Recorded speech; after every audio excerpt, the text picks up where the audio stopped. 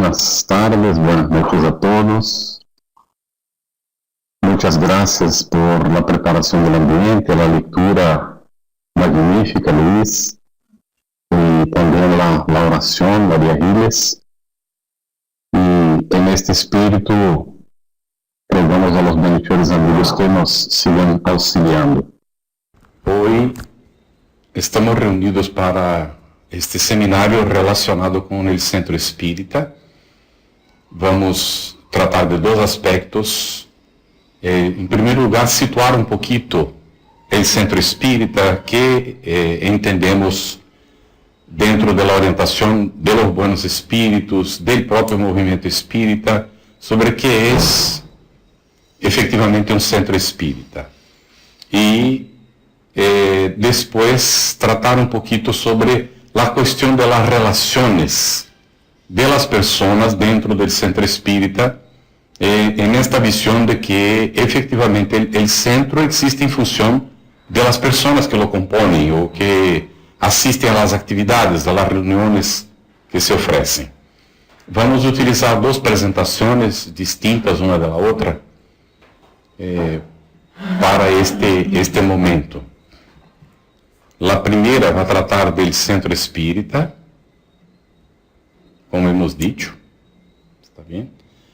E como é um seminário, e sempre alertamos para isso, que podáis participar também, ok?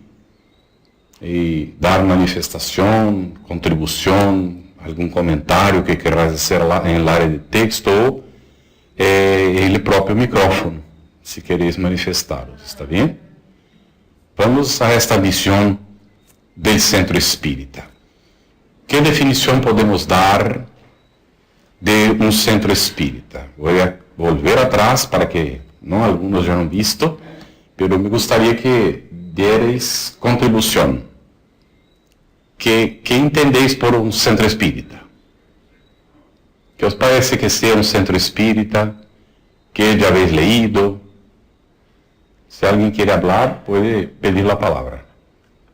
Ou se quereis, podeis escrever em área de texto.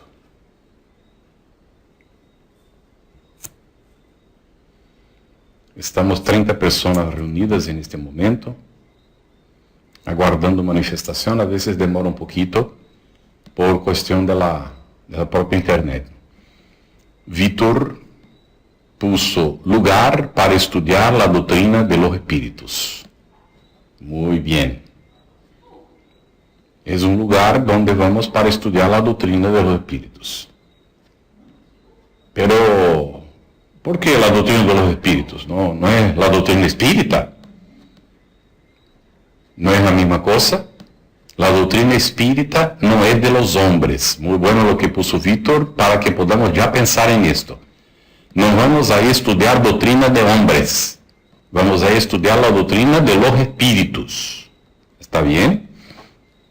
Alicia puso grupos de pessoas que compartem a doutrina, que la aprendem, la enseñan, la practican. Um lugar de intercâmbio, de fraternidade, de auxílio. Magnífico. Muito bem. Então, já vemos que o Centro Espírita não pode ser uma pessoa sola, é um grupo de pessoas. E de pessoas que se reúnem com o propósito de estudar o Espiritismo, a doutrina de los espíritos. Querem aprender, querem auxiliar outros a aprender também, querem viver conforme você a praticar. É uma oportunidade de intercâmbio constante, de vivência da fraternidade, de auxílio entre uns e outros. Luiz dijo, lugar em que nos reunimos os espiritistas e aqueles que vienen buscando consuelo. Já entrou outro aspecto fundamental que Luiz chama a atenção aqui, que é do consuelo que nos proporciona o espiritismo. E muita gente vem ao Centro Espírita buscando este consuelo. Monte se dice, um lugar onde se reúnem para comunicar-se com os espíritos. Outro aspecto que não havia aparecido. Também é um lugar para comunicar-se com os espíritos, estudar a doutrina, ajudar ao prójimo. Bueno, aqui já havia aparecido auxílio atrás, pero podemos especificar um pouco melhor. ayudar al prójimo, que es la obra de caridad propuesta por el Espiritismo en favor de aquellos que necesitan más. Y no es solamente en el campo material, también atender este campo, pero los que necesitan el campo también espiritual, ¿está bien? Muy bien, Juana. Yo creo que es un centro donde la gente puede recibir orientación y auxilio. Muy bien, está correcto.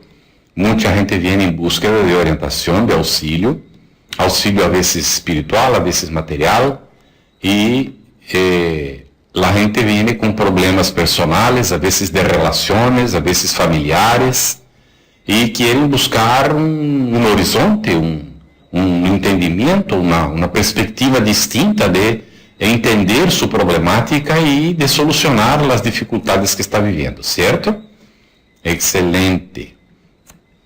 Tenemos Emi diciendo, es un centro donde nos reunimos para el estudio de temas espíritas y feliz encuentro con espíritus espíritas. Muy bien. La perspectiva, la idea es ir a encontrarnos con buenos espíritus ahí en el centro espírita, que nos puedan inspirar, auxiliar, ¿no? Muy bien. Teri, unión de hermanos espirituales en el amor al prójimo. Excelente. Y Josimar, un foco de luz que ayuda a sus semejantes. Muy bien, ya hemos comentado en algún momento atrás, ¿no?, en otros trabajos, que el centro espírita normalmente en donde se instala se convierte en una atalaya, en un faro indicando el camino, que desde el mundo espiritual los espíritus ven este faro, que les atrae y que se aproximan, especialmente los que quieren auxilio, que están dispuestos a hacer cambios, a mejorarse. Entonces es de hecho un foco de luz que se instala, que se instaura en donde se abre un centro espírita. Qué buenas definiciones estamos encontrando, ¿eh? Yolanda dice, sitio donde nos reunimos para estudiar la doctrina espírita, aprender a relacionarnos, muy bien. Aquí vamos a tener una parte toda tratando justamente de esta relación entre los trabajadores y frecuentadores del centro. Aceptamos para superarnos, asistido por hermanos desencarnados que nos auxilian. Y ahí viene entonces el porqué de la comunicación con los espíritus y además el constante auxilio que ellos nos prestan cuando estamos ahí con intención de auxiliar a los demás, porque nos inspiran, nos orientan, ¿no? Y José Luis, también atendimiento fraterno. Muy bien, otro aspecto que sería de acoger a la gente, recibir a la gente para brindarles atención conforme a las problemáticas que presenten. Muy bien. Vamos ver aquí en la definición, ¿no?, a ver si lo que habéis puesto está dentro de esto o si hay alguna cosa que no habéis puesto o si habéis puesto más de lo que vamos a presentar. En esta lámina encontramos unidad fundamental del movimiento espírita. Nosotros decimos que la célula es la unidad formadora del organismo, ¿no? Y decimos, por ejemplo, que la familia es la célula de la sociedad. En este sentido, el centro espírita es la célula, es la unidad fundamental del movimiento espírita. No hay movimiento espírita sin centros espíritas. ¿Está bien? Local de encuentro de los espíritas y simpatizantes. Aquí habéis visto, vienen personas que a veces no son espiritistas, pero que tienen simpatía, que les gusta alguna cosa, algún aspecto, y ahí vienen entonces para el centro espírita. Es un local de encuentro, no dice para qué, pero vosotros habéis especificado varias cosas, ¿no? El encuentro para la atención fraternal, para el acogimiento, para el estudio, para la oportunidad de trabajo, ¿no? Aquí entonces ya viene especificando más. Sitio de acogimiento, consuelo, esclarecimiento y orientación. Pongamos bien claro para nosotros esos 4 aspectos, ¿está bien? La persona cuando llega necesita ser acogida, recibida. Y normalmente, con raras excepciones, viene careciente de consuelo. Bueno, si nosotros las acogemos bien a la gente, les brindamos lo que están necesitando de principio, a veces un entendimiento de alguna cosa, una palabra amiga, un acogimiento fraterno, que la persona se sienta bien, ella permanecerá. Si permanece, viene el esclarecimiento, porque va a tener la oportunidad de escuchar charlas, de participar de reuniones de estudio. Y si ella persiste, entonces, más tiempo, va a poder ir agregando a los grupos, haciendo parte de los grupos, y ya va para la orientación, el entendimiento más profundo de la propuesta espírita, para su propia transformación moral, como también para su integración en las actividades del centro. ¿Está bien? ¿Alguna duda sobre la cuestión de la definición? Bueno, ahí está. Vamos a preguntar las finalidades. Volvamos aquí. Ya he dejado un poquito para que podáis tener una idea. Entonces, vuelvo para la anterior, pero pregunto, ¿cuáles son las finalidades de un centro espírita? ¿Qué os parece? Podéis escribir en el área de texto. ¿Qué finalidades tiene un centro espírita?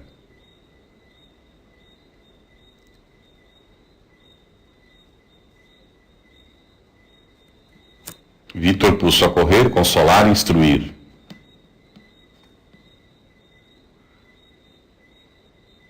Esclarecer y consolar, dijo Rosimar. Muy bien, ¿qué más? Estudio de la ciencia espírita. Muy bien, Carlos. Petra, ayudar. Muy bien, todo correcto. ¿Qué más?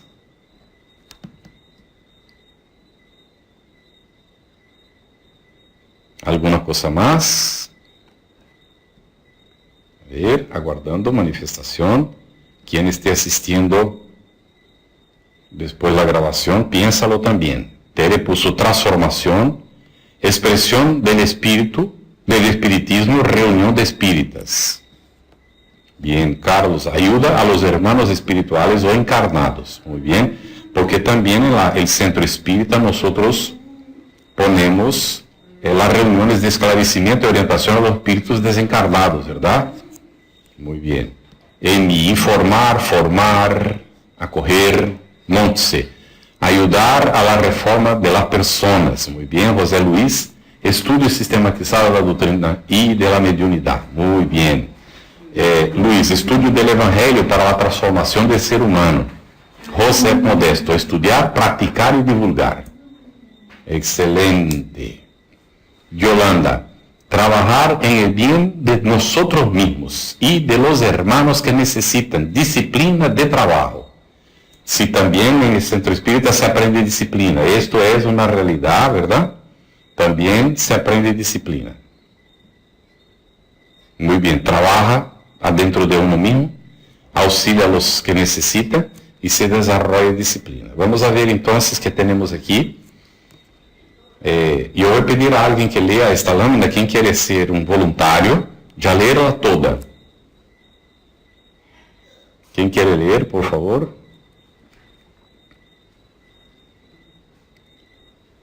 Juan ha dicho, servicio espiritual en el espacio y en el tiempo.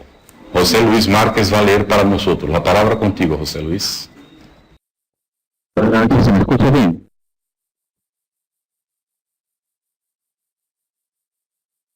Perfecto, gracias. Centro Espírita, finalidades. Promover el estudio, la práctica y la divulgación del espiritismo. Atender a todos los que busquen orientación y amparo. Para eso, ser núcleo de estudio, fraternidad, oración y trabajo. Acoger, consolar, establecer y orientar. Proporcionar la oportunidad de ejercicio del bien. Gracias. Gracias a ti, José Luis. Entonces, cuando pedimos la definición, algunas finalidades han entrado ahí atrás, ¿verdad? Habéis percibido esto, no hay ningún problema, ¿no? Pero si vamos así didácticamente separar las cosas, aquí queda más claro qué es la definición, ¿verdad? Y qué es efectivamente la finalidad de los centros espíritas. Habéis puesto varias de ellas, ¿no? Y aquí tuvimos la lectura de José Luis para que pudiéramos observar, y está bastante amplio, ¿no? Lo primero que aparece es el estudio, y después la práctica, y después la divulgación del espiritismo, ¿está bien? Ahí viene también atender a todos, no hay distinción, no importa quién aparezca, no se va a preguntar, mira, tú eres espiritista, no se va a preguntar nada de eso, la gente vino, se recibe y ya está.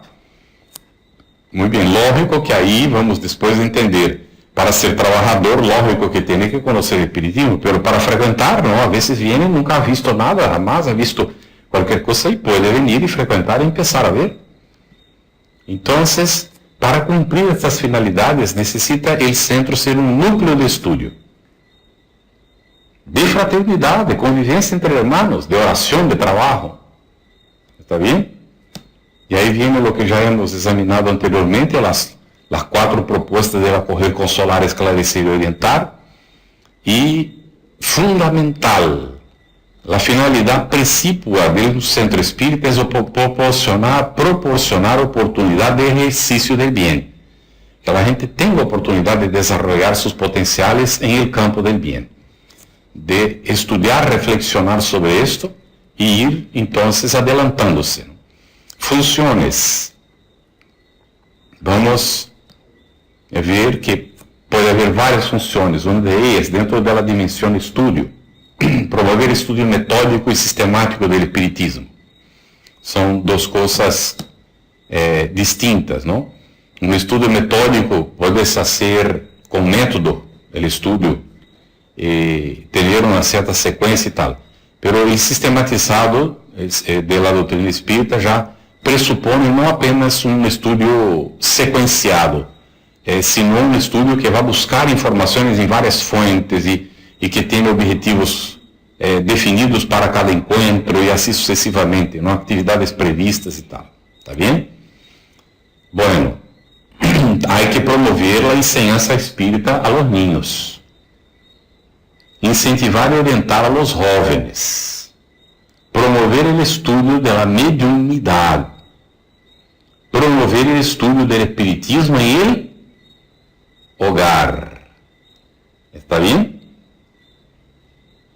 Entonces, esto solo en esta dimensión estudio alcanza estos aspectos, que es un resumen, naturalmente, y que podríamos decir así. En la dimensión estudio es proporcionar las oportunidades de estudio en todos los ámbitos para todos los tipos de público que aparecen en el centro espírita. Desde el niño, el bebé, incluso hoy en día ya hay evangelización también, ¿no? Para las mamás, los bebés, hasta la vejez. ¿Está bien?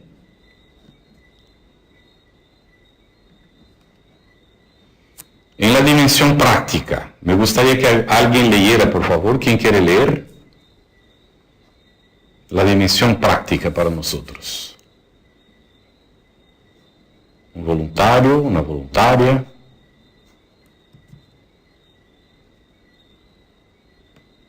Está demorando para entrar aquí en la web. La internet está funcionando bien, pero está un poco lenta. Tenemos 2, ¿no? Vamos, Ramón leerá esta y Juana leerá la otra. Entonces, Ramón, contigo. Dimensión práctica. Atender a los necesitados de orientación y socorro para problemas materiales, morales y espirituales, por medio de actividades del sistema espiritual, incluso reuniones exclusivas para desosesión, servicios de asistencia social espírita, buscando prevenir y promover, ofrecimiento de atención fraterna por medio del diálogo. Muy bien, gracias Ramón por la lectura. Ahí vemos en la dimensión práctica este resumen y que va a alcanzar la atención a las personas, ¿no? Y que se presenten con problemas materiales, morales, espirituales, y que ahí entonces lleguen y puedan encontrar, conforme su situación, a oportunidade de ser recebido, acolhido e de ser encaminado, ¿no?, para o grupo que lhe vai dar a atenção que necessita. E a vezes é a assistência material, es o que chamamos de assistência e promoção da criatura humana. E este trabalho pode ter dimensões muito amplias. Há gente que diz assim, pero não há nada para hacer porque o governo lo hace todo para a gente e tal. Isto é uma obrigação do governo, não estamos tratando disto. Lógico que é obrigação do governo cuidar a gente, proporcionar condições de melhor vida e todo, mas pero que impide que podamos nós também dar contribuição. E não é substituir a ação do governo, é complementar, é também dar nosso aporte, não? E então, temos em vários países cursos que organizações oferecem, incluso espiritistas, para formar profissionais, por exemplo, em vários campos, que a pessoa aprenda uma certa profissão e que então pueda conseguir um trabalho, um emprego. E muitas pessoas chegam muitas vezes sem ter, não tiveram oportunidade por condições sociais, não, econômicas e tal, e não tiveram oportunidade de desenvolver, ou têm de repente algumas habilidades desenvolvidas por cursos que han hecho antes, pero está uma escassez de trabalho neste campo, e a pessoa então vai fazer um curso promovido por esta instituição, no caso do Centro Espírita, a vezes junto com algum órgão do governo local, ou municipal, ou estadual, não, ou nacional, e dá à pessoa a condição de ampliar sua condição de melhorar a vida em campo material. ¿Está bem? Pero não podemos descuidar de los espíritus. Atender a los encarnados, pero também ter reuniões, incluso de desobsessão, para atender a los espíritus necessitados, não? Então, as atividades de assistência espiritual, em el sentido de atender a las questões espirituais e assistência social espírita, buscando sempre prevenir e promover.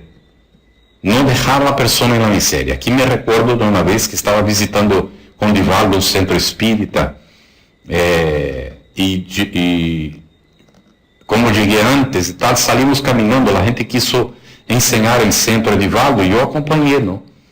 Em um dado momento, a pessoa de Divaldo aqui é nossa área de assistência social. Aqui nós fazemos um cadastro das pessoas, ou seja, apuntamos os dados, os nomes, condição, quantos familiares, se tem emprego, se não tem, se tem filhos, se estão estudando, se não estão, que nível estão do estudo, quem na família tem emprego, quem não tem, que habilidades tem, que profissão e tal, apuntam todo. E fazem uma programação de assistência por 6 meses. Vão a dar a gente alimento, pero vão a sua casa visitar. Eles diziam, vamos visitar a casa, observamos se necessitam alguma coisa. E a vezes, esse programa é que os 6 meses lhes vamos dar alimento, pero com compromisso de que eles cambiem o piso, por exemplo, de que ponham alguma coisa melhor, que ponham banhos quando não têm e tal, não? E que nestes 6 meses lhes vamos dar tal e tal e tales cursos, e que eles terão em 6 meses que não depender mais de nós. E Divaldo disse, que maravilha, este é o caminho. Porque eu he ido a um centro uma vez, e me han dicho, Divaldo, déjame aqui apresentar-te a fulanita, que é nieta de fulana, que já era assistida por nós há 40 anos. E Divaldo dijo que quando ele mirou já havia dicho, pois que coisa, meu irmão, perpetuando a miséria ajena. ¿Habéis compreendido? 3 generações recebendo assistência. Que está sendo este centro espírita? Já não era para ter nadie aí recebendo desta família auxílio material. Era para ver promocionado esta gente, que tivera condições de viver por el próprio esforço, não? É um dicho antigo chino, não? É melhor ensinar a pescar do que dar el pescado toda a vida. ¿Está bem? E então, dentro da dimensão prática 1, o oferecimento de atenção fraterna por meio do diálogo. Tranquilo para todos? Alguém tem alguma dúvida hasta agora? Les gostaria de comentar algo? Si no hay nada, vamos para la dimensión divulgación. ¿Quién iba a leer ahora? Era Juana. La palabra contigo, Juana. Dimensión divulgación. Divulgar el espiritismo por medio de reuniones públicas, de reuniones de estudio regular, de libros, bibliotecas y librerías, de contribuciones en revistas y periódicos, programas de radio y televisión, del ejemplo. Muy bien, gracias, Juana. Si quiere comentar o alguien quiere comentar, puede pedir la palabra, ¿está bien? Estamos en esta dimensión divulgación del Centro Espírita. Y ahí hay varias opciones que fueron leídas. No vamos a repetir.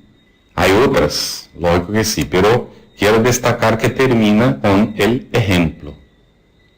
Divulgar el espiritismo por medio del ejemplo. Aquí estamos en la dimensión divulgación, entonces, que puede darse por estas diversas formas, no vamos a repetir, no está leído, pero quería destacar la cuestión del ejemplo, de divulgar el espiritismo por medio del ejemplo. Este es el factor más fundamental de divulgación del Evangelio de Jesús y del propio espiritismo. ¿Está bien? Vamos adelante. En la dimensión unificación, esta voy a comentar directamente. Como hemos dicho, el Centro Espírita es una especie de célula del movimiento espírita, es una unidad fundamental del movimiento espírita. Y cuando el centro se aísla, hay problemas, ¿no? No sé si habéis percibido que comparando, ¿no? En la organización física, las células tienen especialidades. Si sacamos la célula de su ambiente propio en el organismo, sea que célula sea del hígado, del riñón o de la piel, ¿no? Y la ponemos en un líquido propio, ella va a supervivir. Ahí se alimenta y todo, pero pierde la función, se descaracteriza. Con el tiempo ya no es más una célula epitelial, no es una célula más igual que las que quedaron en el hígado o en el riñón. Pierde esta función. Lo mismo pasa con el Centro Espírita cuando se aísla. Cuando no está haciendo parte del movimiento, cuando no se integra, entonces no cumple su función dentro del organismo que es el movimiento espírita. ¿Está bien? Por esto es importante promover el trabajo en equipo dentro del Centro Espírita para cultivar el hábito del diálogo, aprender a escuchar, saber en qué momento hablar y del respeto por opiniones y posiciones ajenas. Vamos a profundizar esto después. Participar en actividades del movimiento espírita, reunir esfuerzos y sumar experiencias, evitando paralelismos y duplicidades. Buscando hacer trabajo en conjunto. Si estamos en una ciudad donde hay 2, 3 centros espíritas o más, lo que sea, cuando se haga una actividad, que se haga en conjunto, que va a venir un orador, para una conferencia, una charla, alguna cosa, en uno de los centros, que los demás vayan a escuchar. Hay ejemplos magníficos de esto. Yo siempre cito un ejemplo de una semana espírita que ocurre en Vitória da Conquista, en Brasil. Ya va para la 76ª o 7ª reunión que ellos hacen, o sea, cada año hacen una reunión de estas. Y los centros espíritas de la ciudad, durante una semana entera, que hoy ya está yendo prácticamente a 10 días, se juntan, interrumpen sus actividades normales para hacer las actividades en conjunto, durante todo aquel periodo. Vienen conferenciantes de afuera, los de ahí también, y hay varias actividades programadas durante toda la semana, durante el día, durante la noche y durante aquella semana toda, con esta multiplicidad de actividades. Es magnífico, ¿no?, ver esta unión. Esto es muy importante. Y aquí queda la importancia de que en el Centro Espírita la gente acostumbre a dialogar, a conversar, a intercambiar ideas, a tomar decisiones juntos. Porque si el Centro Espírita lo hacen, lo harán también entre los centros espíritas. ¿Está bien?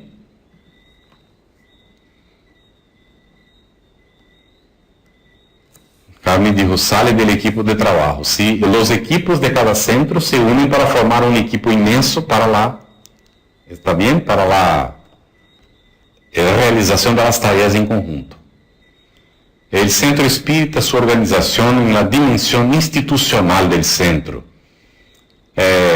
Bueno, cuando hablamos de la asamblea de socios, ya estamos hablando de la composición del centro, que debe de tener unos estatutos para estar registrado delante de la ley de los hombres, obedeciendo las leyes municipales, estaduales y nacionales, ¿no?, de cada sitio.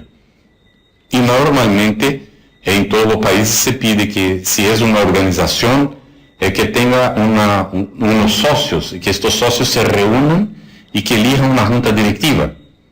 Y normalmente la junta directiva tiene el presidente, vicepresidente o vicepresidentes, puede ser más de uno, tiene normalmente un secretario, tesorero, puede tener también un primero secretario, un segundo secretario, puede tener vocales. ¿Está bien? Aquí Orlando dijo, así es, Carlos, en el régimen de sociedades y organizaciones. Exacto, Orlando. Sí, Carmen, vocales también puede haber.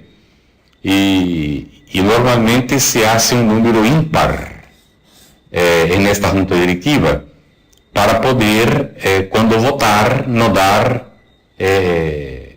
situaciones de empate en las decisiones. ¿Está bien?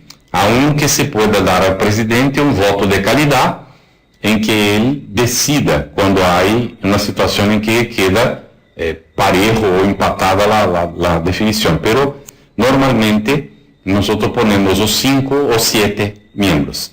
Si son 4 normalmente que la ley pide, presidente, vicepresidente, secretario y tesorero, ponemos más 3 vocales. ¿Está bien? Normalmente se hace así, ¿no? Ahí son 7 personas. Ah, pero los vocales también votan. Nosotros preferimos que sí, porque si son vocales, están participando para sustituir cuando sea necesario a cualquier de los miembros de la Junta. Deben de estar al tanto, acompañando lo que está ocurriendo.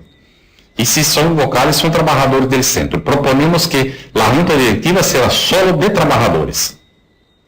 Vamos más allá, que los socios solo sean socios si son trabajadores del centro. Cuando dejen de ser trabajadores, aunque paguen la cuota, el estatuto debería prever que ya no son más socios. Porque puede ser un socio contribuyente, pero para ser un socio votante, un socio efectivo, digamos así, o de número, que ele seja um trabalhador. E quando deixa de ser trabalhador, automaticamente, aunque siga pagando a cota, já não pode votar mais. Porque quem deve decidir o destino dos centros espíritas são aqueles que estão trabalhando nele. Essa é a proposta que hacemos, ¿está bien? Ya nuestro Centro de Estudios Espíritas Sin Fronteras funciona de esta manera. A cada año hacemos una ponderación. Los que trabajaron el año pueden seguir socios. Los que no han trabajado, automáticamente, no es necesario ni avisar. Ya elegimos otros socios que están trabajando para estar en su sitio. ¿Está bien? Eu creio que se ha entendido, ¿no? Cualquier cosa podéis preguntar, ¿está bien? Bueno, aún en la dimensión institucional, podemos tener sectores, departamentos o áreas de trabajo, ¿no? Antes de ir ahí, José Juan dijo, sí es mejor así siendo socios de número con derecho a voto. Sí, hay que escalonar, ¿no, José Juan? De tipo socio contribuyente. Es un socio que da contribución mensual para el centro. Él quiere dar una contribución de no sé cuánto, y ahí se establece una cuota mínima y se le da un recibo y ya está. Pero es un contribuyente. ¿Cuántos podemos tener? ¿Cuántos quieren? No importa, cuántos quieren contribuir. Pero este socio contribuyente, para tornarse un socio efectivo de número, para poder votar y ser votado, tiene que mínimamente trabajar un año en el centro. Al final de aquel año, él es un trabajador, está firme ahí y se va a hacer elección para cambiar de socios de contribuyentes a socios de número efectivos. Ele pode entrar, então, como candidato, ser apontado por outros como candidato e ser votado por la Asamblea. ¿Quiénes son los miembros de la Asamblea? Los trabajadores, como hemos dicho antes. ¿No? Si no es trabajador, yo no debería de estar en la Asamblea, para no causar trastorno, perturbar a los demás, porque no sabe ni siquiera lo que está ocurriendo en el centro. Ah, pero así siempre seremos pocos. Sí, en el Estatuto de Sin Fronteras está dicho que socios de número, votantes o que pueden ser votados, solo puede ser el máximo de 30. Y es de ahí que sale la Junta Directiva y los vocales. O sea, de entre los 30 hay 7 que son de la Junta o vocales. O sea, hay 23 otros que son trabajadores también. ¿Está bien? Hoy tenemos, en Sin Fronteras, tenemos ya más de 30 trabajadores. Y como está limitado, ni todos pueden ser socios del número. ¿Está bien? Y cuando crece mucho, ¿qué se hace? Bueno, empieza a crecer, crea otro centro. ¿Por qué necesitamos centros con 200, 500, miles de personas? Kardec propuso que los centros deben de ser pequeños, familiares, que la gente se conozca. ¿Está bien? Muy bien. Entonces, en la dimensión institucional, aún sectores o departamentos o áreas de trabajo, como se quiera llamar, ¿verdad? Tenemos el estudio de la infancia, de la juventud, el ESDE, obras básicas, la obra de Kardec y otras obras también. Podemos estudiar los clásicos como León Denis, Camille Flammarion, o estudiar André Luiz, Emmanuel, Juana de Ángeles, Manuel Filomeno de Miranda, y así vamos, ¿no? Tenemos necesidad también de reuniones públicas y estudio y educación de la mediunidad. Hay que de esta relación.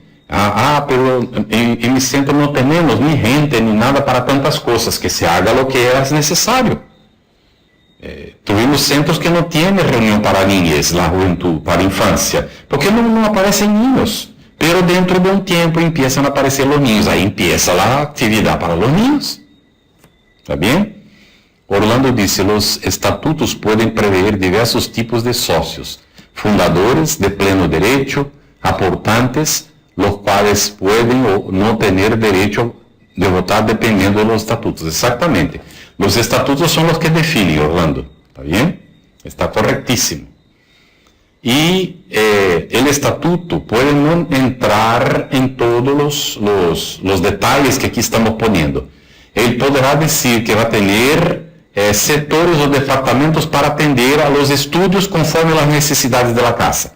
En un reglamento interno después se define que va a tener para infancia, para juventud, para los adultos y así sucesivamente. ¿Está bien? Se puede hacer de esta forma. Pero en cada país hay leyes que hay que mirar, hay ejemplos de estatutos que se puede aprovechar. ¿Está bien? Dentro de los sectores de los departamentos todavía viene la asistencia y promoción social. Se llama el APSE, ¿no? Hay que haber inscripción y acompañamiento, como hemos dicho, de los asistidos, espacio de convivencia para niños, jóvenes, adultos y ancianos. Hay que tener atención fraterna, asistencia espiritual con desobsesión incluida en la actividad. ¿Está bien?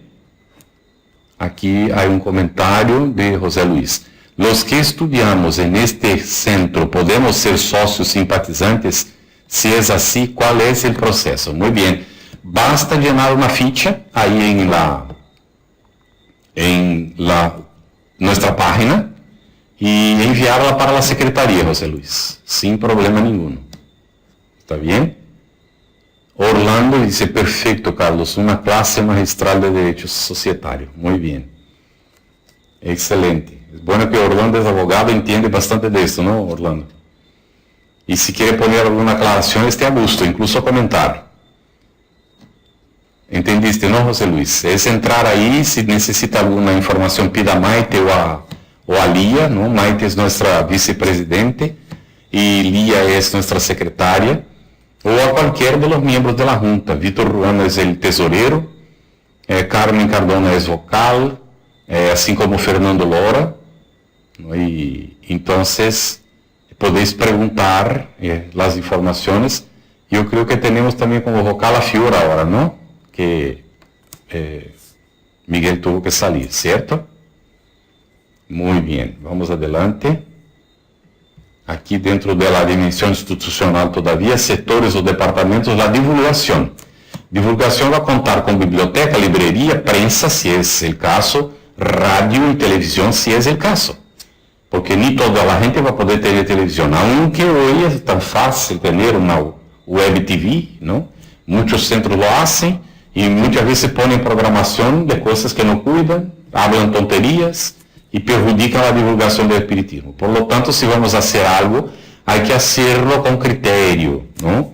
Y efectivamente haciendo un trabajo que agregue, que contribuya y no que perjudique. Dentro de esta dimensión institucional de los sectores o departamentos, la administración, que tiene el centro necesita una secretaría, hay que tener un tesorero, por lo tanto hay una contabilidad, hay que respetar la ley del país y hay que tener un control del patrimonio, si hay patrimonio o la declaración de que no hay patrimonio, ¿no? En nuestro caso, nuestro patrimonio son las personas, ¿no, Maite? Nuestro patrimonio son las personas que participan. Porque nosotros no tenemos ni siquiera una sala, la dirección es prestada. Y estamos muy felices con eso. ¿Está bien? Y hacer la cosa simple, ¿no? Sin complicarse mucho. El presupuesto anual es 500 euros. Si hay dinero, está dicho así. Porque si no hay dinero no puede gastar ni eso. Porque está prohibido endeudarse. ¿Está bien? Sí, esto no sé. Nosotros, como patrimonio, ¿no? Humano, somos un tesoro. Muy bien.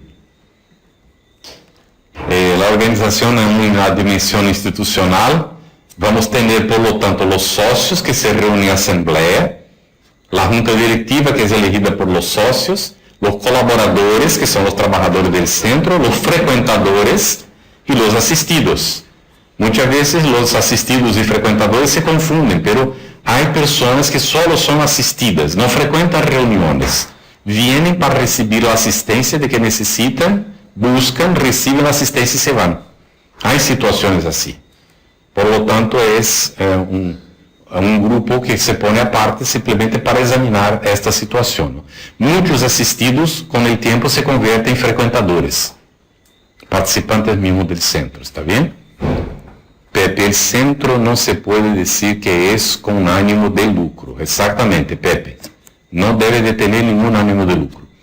Orlando, con gusto, cuando requieran apoyo jurídico para el centro espírita, a la orden, sin costo. Gracias, Orlando. Excelente. Muy bien. En la dimensión institucional, vamos a entrar en algunos detalles, no aquí, en esta lámina. Vamos a interrumpirla ahora porque tenemos otra que trata con más propiedad de estos aspectos que vamos a entrar ahora. ¿Está bien? Vamos a abrir la otra presentación. A ver. Humanización de las relaciones. Ok. Muy bien. Aquí ya tratamos un poquito de la gestión de personas. La humanización de las relaciones en la familia, en el ambiente de trabajo y en el centro espírita. Pero hombre, nosotros estamos tratando del centro espírita que tiene que ver con familia y trabajo. Decimos que si no hay la humanización de las relaciones en estos tres aspectos, uno no se puede aislar del otro, ¿no? Así que hay que tener armonización dentro de la familia, en el ambiente de trabajo y en el centro espírita.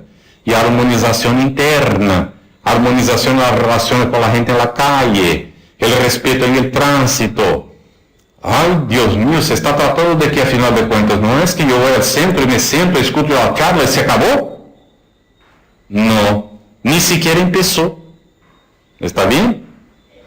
Así que esta cuestión del centro espírita toca nuestra vida, dice respeto a nuestra vida, y no simplemente un sitio donde voy para cumplir cualquier cosa religiosa. Esto fue en el pasado. Hoy no, hoy ya no más. ¿Está bien? El centro espírita es un compromiso que asumimos. Ah, pero así yo no quiero. Bueno, es derecho. Cada uno hace su opción. Si cree que es muy difícil ser espiritista porque hay este tipo de exigencia, de integración o no sé qué, entonces va a otra iglesia, no hay ningún problema. Pero muchas veces va a ver que ahí el compromiso a veces es distinto, no es como aquí, ¿no? Pero hay compromiso. Es un grupo a final de cuentas. Pero el espiritista va ganando una visión que el espiritismo nos trae. Kardec incluso llama la atención de esto. No hay como entender la propuesta del Evangelio de Jesús sin entender la clave que abre la dimensión de la capacidad de entendimiento de este mensaje de Jesús. Y esta clave se llama vida futura. Entender qué es la vida futura. Así que nosotros no podemos, cuando tratamos de la dimensión humana, de las relaciones humanas, no podemos entendernos como seres aislados, porque no estamos y es imposible que esto ocurra. Estamos en relación. Y la relación trae responsabilidades. La relación trae compromiso. La relación trae necesidad de esfuerzo, de mejoría. Y entonces, de esto se trata. ¿Está bien? Bueno, el primer aspecto que vamos a tratar es la sociabilidad. Saber oír. Saber oír. Sí, Carmen, somos gregarios. ¿Cómo sabemos si sabemos oír? Cuando alguien está hablando, ¿tienes ganas de que termine para que tú digas alguna cosa? ¿O ni siquiera esperas que termine y ya le interrumpes? Ah, ya sé. Y ahí dice. El que sabe oír, espera que el otro termine. Es paciente, tranquilo. Aunque tenga cosas para decir, no juzga que tiene que decir porque va a decir mejor que el otro. Bien. Carlos dijo, creo que el espiritismo tiene un tema de estigma social. Nos ven como un tema satánico, según la vista de cualquier religión católica, evangélica, etc. Sí, sí. Es la forma de se proteger de sí mismo que las personas utilizan. Porque con el espiritismo tiene que hacer cambios internos. Y es mejor creer que esta cuestión es del diablo de que trabajar para los cambios internos. ¿Está bien? Para ser espiritista, yo no puedo ser pastor y cobrar el diezmo, porque esto es una cuestión de la Biblia que Jesús revogó, pero en nombre de Cristo se cobra el diezmo. Yo soy muy objetivo y muy claro, ¿viste? Sin ánimo de crítica, sino apuntando a una realidad. ¿Cuándo escuchas tú que el espiritista cobra diezmo por ser presidente del centro? ¿Ve la diferencia? Entonces el espiritista es cosa del diablo, hay que decir que es, porque si no, ¿dónde va a entrar el dinero para nosotros? Esta es la cuestión, ¿sabes? Principal de la situación.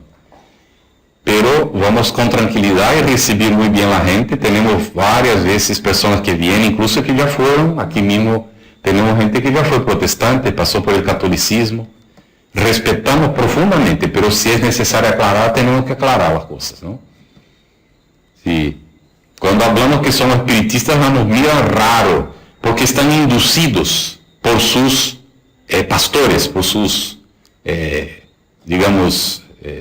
conductores llamados espirituales, ¿no?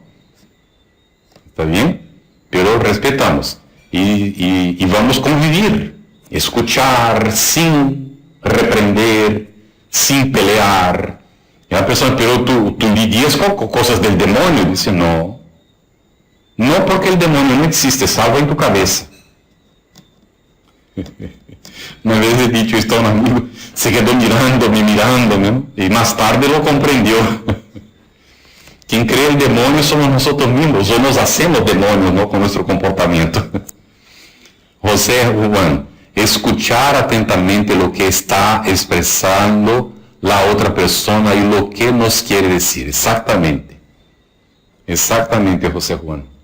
Dejar que concluya. no juzgar previamente, ¿está bien? Es muy difícil saber oír. Entonces, dentro de la sociabilidad, el saber oír es un verdadero arte, el oír, ¿no? Hay que oír para comprender. No es fácil hacer eso. Tenemos una tendencia de no profundizar las cuestiones, de juzgar anticipadamente, de emitir opiniones prematuras, de concluir por el otro, de estar locos para que se calle porque tenemos tantas cosas importantes para decir y está hablando tonterías. ¿No? Sí, es una escucha empática, ¿no? Ya te dije que nosotros debemos hacer un curso de escutatoria, de escuchar. Sí, exacto, Carmen, hacer silencio comprensivo. Entonces recibimos las interferencias de ideas preconcebidas que cultivamos por mucho tiempo, viene de la familia, de la sociedad, de la educación, de las reencarnaciones anteriores. Juzgamos com base nestas ideias preconcebidas. Temos interferência de opiniões e juízos basados em las tradições, os costumbres, as experiências personais, as influências culturais, familiares, e assim vamos. ¿Está bem? Todo isso nos dificulta. Pero é bueno ter consciência de esto. El saber oír nos trae dificultades, ¿no? Por los problemas del mundo. Son muchos los problemas en el mundo, muchas las dificultades, ¿no? Si estamos escuchando, vamos a involucrarnos, va a haber envolvimiento, va a haber de alguna manera participación en cosas que no nos gustaría muchas veces.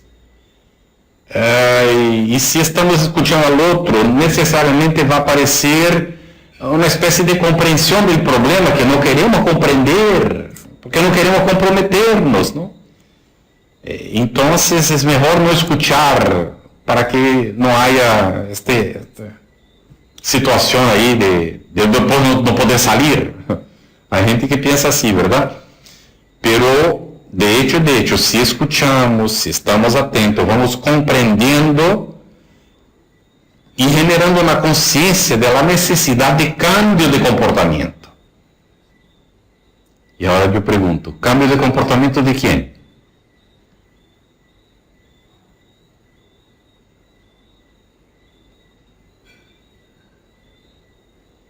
¿Ah? Si yo estoy escuchando, me va a generar una comprensión en relación al otro. Va a surgir una conciencia de la necesidad de cambio de comportamiento. Y este cambio de comportamiento que yo me voy a concienciar es el cambio de comportamiento de quién? ¿De la otra persona? ¿Puso José Juan? ¿O de nosotros? Como Yolanda ha puesto. Alicia dijo, el mío. Nuestro. Muy bien. De hecho ocurren las dos cosas. Percibimos cosas que el otro puede mejorar, pero con comprensión. Sin ánimo de ir y decir, mira lo que estás diciendo, tú te estás revelando, ¿eh? Bueno, ya rompe la relación, ¿no? O el entendimiento dificulta la secuencia, ¿no? Observamos, sí, estamos observando y aprendiendo del otro, pero principalmente vamos a percibir que quien necesita cambiar somos nosotros. Primero nosotros, ¿está bien? Sí, como crítica constructiva sin ofender al otro y también con buen ánimo hacia nosotros, con comprensión propia, personal y sin exigencias exageradas, sin querer ser mejor de lo que somos o tenemos capacidad de ser ahora. ¿Está bien? Bueno, genera esta conciencia que es generada, es muy temida. Esta conciencia de la necesidad del cambio de comportamiento es muy temida, la gente huye de esto, porque genera una instabilidad momentánea y también una necesidad de esfuerzo. Mira, es porque va a exigir un cambio. Vamos a hablar, hacer una comparación que me gusta mucho en este momento. Vamos hacer una mudanza, como yo estoy haciendo ahora con mi familia, ¿no? Saliendo de un país para otro. ¿Dónde están mis cosas ahora? ¿Dónde están las cosas de mi mujer, de mi hijo? ¿Dónde están estas cosas ahora? Hemos sabido que al revés de salir del puerto, de donde debería de salir, están ahí atrapadas porque la gente está de huelga. ¿Está bien? Y si yo necesito algo que está allá empacado y tal, yo no voy a poder acceder. Entonces estoy instable, estoy en una situación improvisada, porque no tengo las cosas, empezamos a comprar una cosita aquí y otra. Cuando llegan nuestras cosas, ya tenemos en doble ciertas cosas, porque no hemos conseguido aguantar que llegaran. Y bueno, y llegan las cosas, están empacadas. Yo quería un libro, que me recordé, necesito tal libro. ¿En cuál caja está? ¿Dónde está eso? Tengo que abrir y buscar y tal. Mejor abrir y organizar todo otra vez. Pero tiene ventajas. Cuando fuimos a empacar, tiramos un montón de cosas. Hemos donado otro tanto de cosas que hemos visto que no son necesarias y ahí estaban. Y cuando llegue aquí, que vamos de nuevo a organizar, vamos a ver que hay cosas que no van a caber. Cosas que no vamos a utilizar en los años que vamos a estar allí. Algunas van ser donadas o vendidas o de alguna manera. Y esto es bueno. Esto como... ¿Cuál es la palabra en español? Auxílio. En portugués es areja. Como viene un aire fresco, ¿no? Sí, Alicia. Los cambios generan movimiento y nos sacan de la zona de confort. Juana dijo, es nuestro espejo, ¿no? La crítica, la relación con el otro. Muy bien. ¿Habéis visto? En realidad, cuando nosotros en la sociabilidad sabemos oír, nosotros estamos buscando la verdad. No la del otro, no la propia nuestra, que estas son relativas. Estamos buscando entender de hecho qué es el hecho, qué es la verdad de esto que está ocurriendo. ¿Está bien? Ventía aire, ¿no? Airea. Es lo que había preguntado antes, ¿no? Muy bien. La empatía. Alguien atrás había citado algo sobre empatía, ¿verdad? La relación empática con el otro. Muy bien. Esta cuestión de la empatía. A ver, ¿queréis poner algo para definir qué para vosotros es empatía?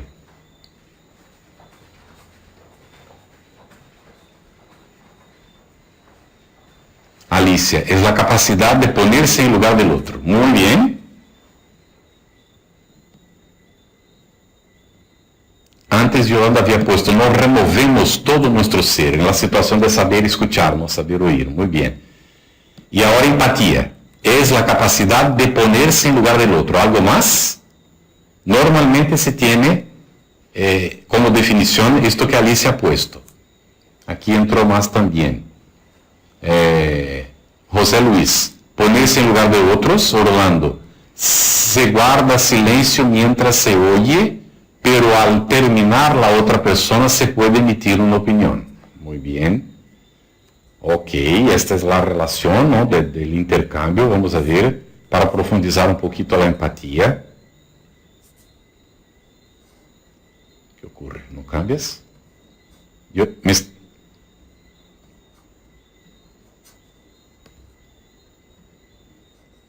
¿Me estás escuchando? Yo creo que he caído. Sí, se me han derrumbado.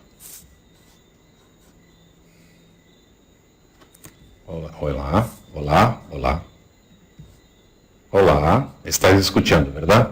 Vuelvo a la presentación, hubo algún problemita y me derrumbó, me puso fuera del... Así que vamos a adelantar aquí las láminas, a ver dónde estábamos.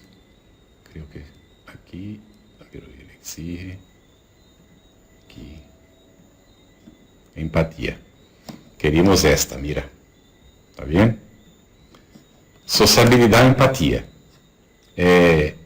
Lo primero que viene, Aquí Juana también dijo, es esa capacidad para comprender los sentimientos de la otra persona. Habíamos preguntado lo que es empatía, esta capacidad de comprender los sentimientos de la otra persona. Y aquí viene comprender a la otra persona en la lámina. Entender y penetrar su sistema de referencias. ¡Ay, Dios mío! ¿Qué es un sistema de referencias? El sistema de referencias, para que tengamos idea, dentro del punto de vista, ¿no?, del espiritismo, él se forma con las experiencias de otras encarnaciones anteriores. ¿Está bien?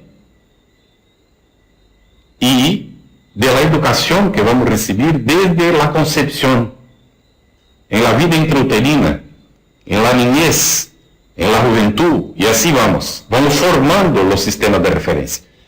Entonces, la empatía es entender este sistema de referencia de la otra persona y penetrar este sistema. Es más que simplemente ponerse en lugar del otro, ¿está bien? Que ya es una buena definición, pero este poner en lugar del otro necesita ser profundizado para entender y penetrar este sistema de referencia de la persona. Entonces ahí va a surgir una comprensión del otro bajo el punto de vista de él, donde no hay cabida para juzgar ni evaluar. ¿Está bien? Vamos ver lo que habéis escrito por aquí. Yolanda dice, capacidad de aceptación de la otra persona tal como es. Alicia, cada persona tiene sus creencias, sus vivencias, exactamente. Carlos, sistema de referencias es igual a decir el cúmulo de experiencias o conocimientos, aquello que se va acumulando a lo largo de los tiempos, ¿no? Alicia, es comprenderlo desde el punto de vista de la otra persona. Muy bien, pero con esta aclaración, ¿viste, Alicia? De efectivamente buscar entender cuál es el sistema de referencia de esta persona. Y ahora que yo estoy identificando cuál es, yo penetro en él. Y ahora, mira, yo estoy mirando el problema de la persona o lo que está diciendo, que yo estoy escuchando, bajo el punto de vista de esta persona y no más solamente mío. No le voy a juzgar, voy a buscar entender por qué piensa así, por qué dice así, por qué vive así, por qué es así. Y no voy a evaluar, no es momento.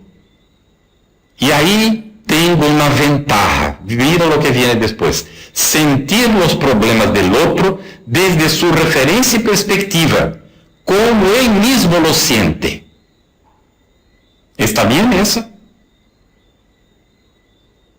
Y estoy hablando, resiliencia es uno de los aspectos. Y Alicia, desde sus ojos, desde su piel, desde su mente. Muy bien, estamos llegando ahí. Magnífico.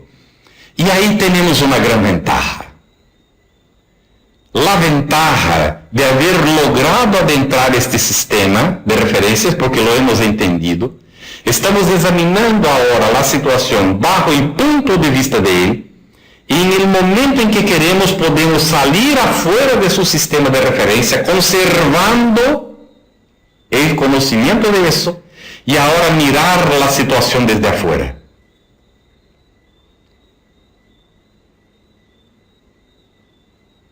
No, cuidado, bajo mi punto de vista,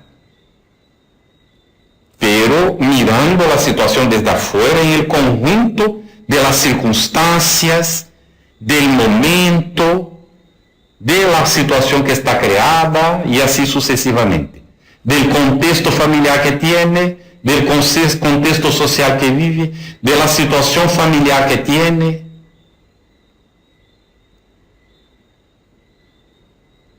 ¿Todo bien? Uy, Dios mío, el día que lo logre seré un santo. No. Está empezando a ser humano. ¿Está bien? De hecho, no solo de nombre, pero humano de hecho.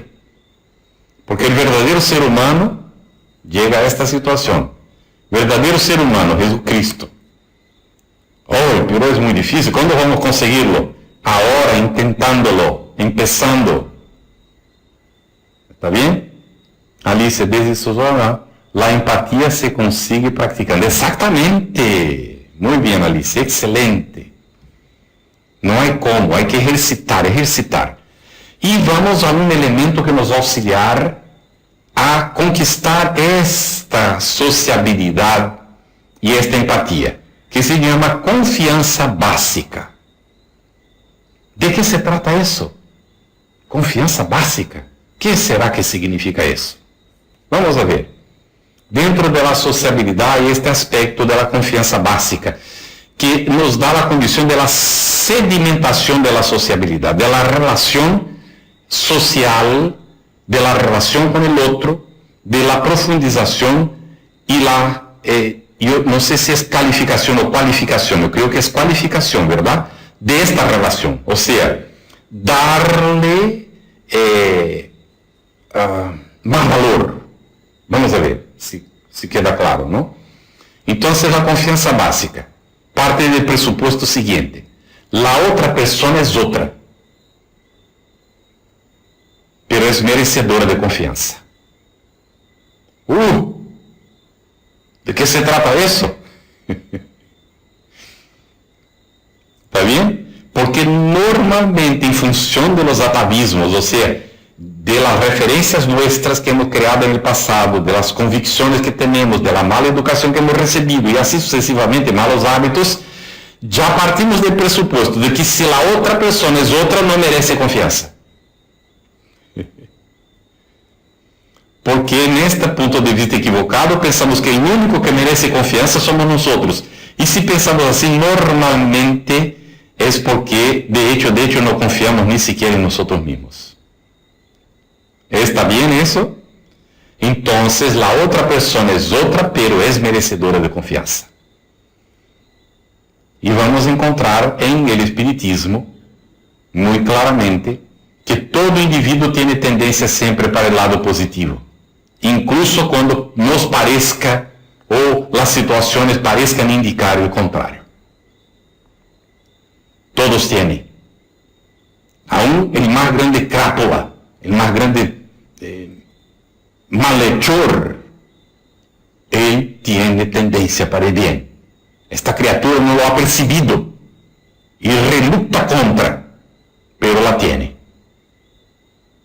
¿Está bien? Si nosotros sabemos identificar cuál es el punto, no débil, en realidad el punto fuerte de él, podemos auxiliarle en cambios profundos, que él lo tendrá que hacer porque nadie puede hacer por él. ¿Está bien? Alice dice así: la confianza parte de la seguridad, tranquilidad y esperanza. Exactamente. Mira, aquí hay que estar muy atento, ¿no?, a estas cosas. Vamos a profundizar más, Carlos. Sí, muy cierto, porque estamos acostumbrados a temer por nuestros intereses y no confiar en nadie. Exactamente. Y si este quiere explotarme, ¿no? Es la pregunta luego, ¿no? Entonces, el conocimiento de eso, el conocimiento de saber que la otra persona es otra persona y es merecedora de confianza, y que todo individuo tiene una tendencia siempre para el lado positivo, este conocimiento impide que el interés degenere en posesión. Mira qué cosa interesantísima. Porque muchas veces lo que dificulta esta confianza básica también es este sentimiento de posesión que genera en los celos. Es creer que el otro es mío, o que la amistad que me ofrece debe de ser exclusiva, solamente para mí, no puede tener otros amigos. Y la relación se convierte en una relación de posesión, y uno no percibe, empieza a manipular las relaciones, a chantajear la relación con el otro, por inseguridad, por falta de confianza, por ausencia de confianza en sí mismo y en el otro. Entonces, mira, la aceptación personal incondicional, el valor propio del individuo es un derecho, y él no necesita de mí para tener este valor. No soy yo quien le da el valor, él lo tiene, y si no lo tiene, tiene que conquistarlo, pero no lo puedo dar, para a única criatura que eu posso dar efectivamente valor próprio, é para mim. Cada um para si. E isto não se hace enganando a outros, criando artifícios na web, na internet, ensinando os aspectos positivos que não existem de hecho, porque só é para a foto. Não é assim. Isto ocorre por autoridade moral. O valor próprio vem por autoridade moral de vivência, de luta por transformação, por ser melhor hoje do que hicimos ayer. Então, a aceitação personal incondicional da outra pessoa implica em depositar em ele toda a confiança que se merece.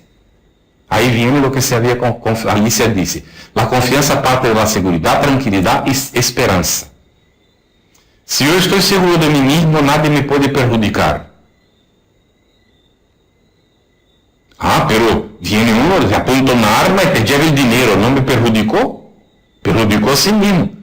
Pero se o dinheiro te hacía falta para comer, não me passou se eu não lo hubiera merecido. Olha que dificuldade para aceitar e compreender isto, pero é um hecho. Porque se ele me viniera a asaltar, sem que eu lo mereciera, Deus não seria justo. E hoje eu me estou questionando e les vou dizer uma coisa.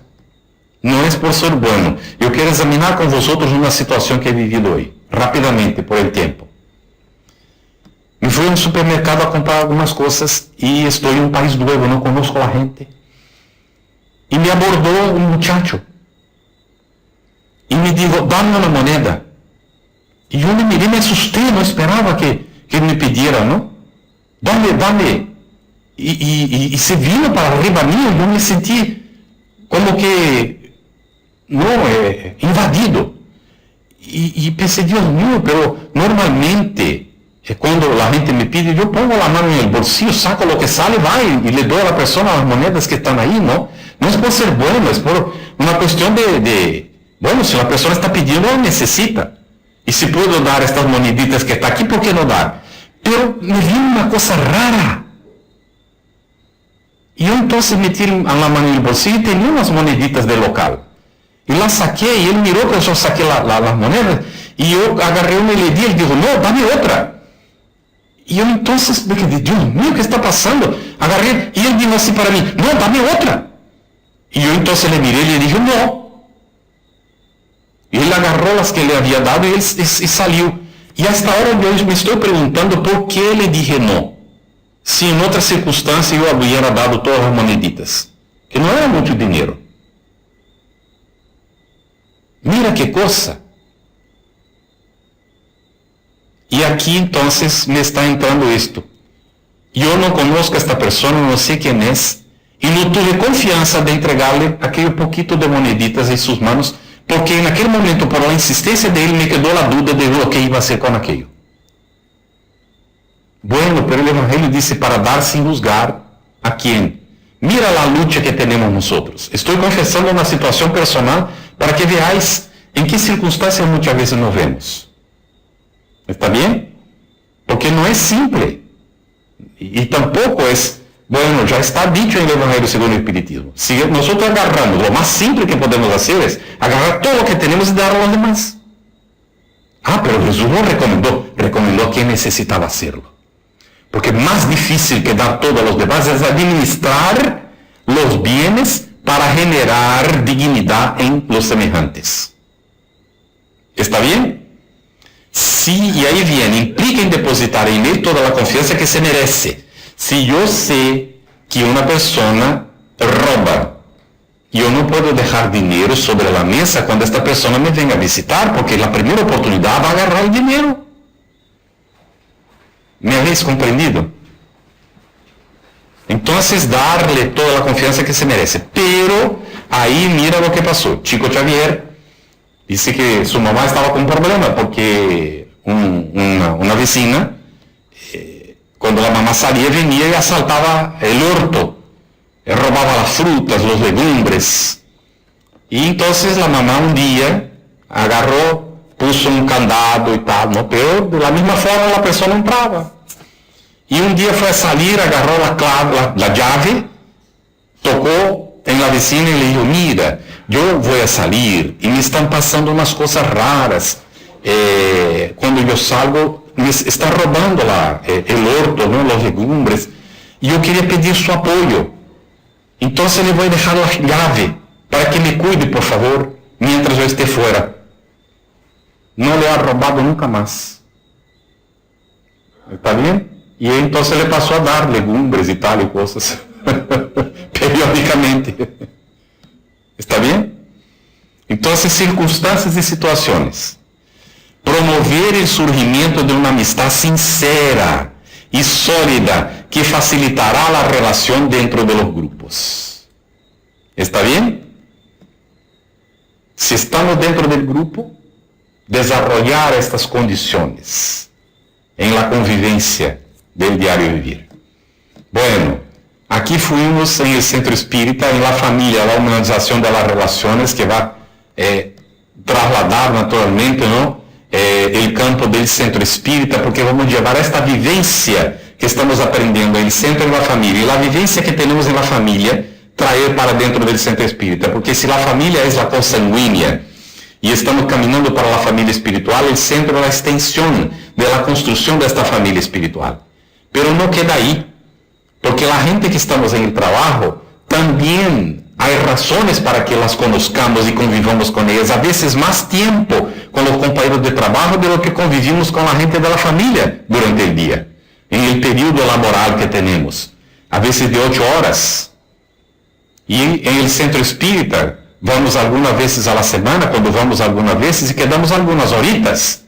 Entonces convivimos menos con la gente del Centro Espírita de lo que convivimos con la familia y con la gente del trabajo.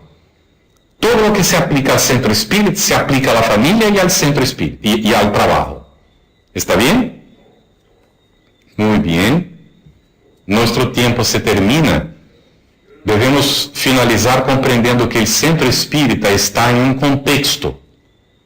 Y este contexto tiene un medio ambiente, donde hay recursos naturales, hay los cambios de las leyes y reglamentos, hay problemas econômicos que surgem, há influências variadas, cambios sociopolíticos, modismos que aparecem, há condições de competência, de competição de las iglesias, a veces del materialismo, del comportamento das pessoas. Todo esto genera entradas por todos os lados del Centro Espírita, porque a gente viene com estas situações todas. As leis estão para cumprir e tal, não? E dentro del sistema centro hay que procesar todo esto y generar salidas positivas que van a generar la influencia dentro de este medio ambiente, que es la influencia social prevista por Allan Kardec, que es papel del espiritismo en la transformación de la humanidad para mejor. Como el tiempo se nos termina, vamos a parar aquí y devolver a María Giles para que ella pueda concluir. El asunto es bastante amplio, ¿no? Y lógicamente hay más para tratar en alguna otra oportunidad. Hay algunos comentarios aquí. José Juan dice, sí, esto es importante, la convivencia y humanización. Y Orlando, estamos constantemente en la lucha material y no solamente en ocasiones. Muy bien. Que Jesús nos ampare, nos proteja y nos oriente siempre. Muchas gracias a todos.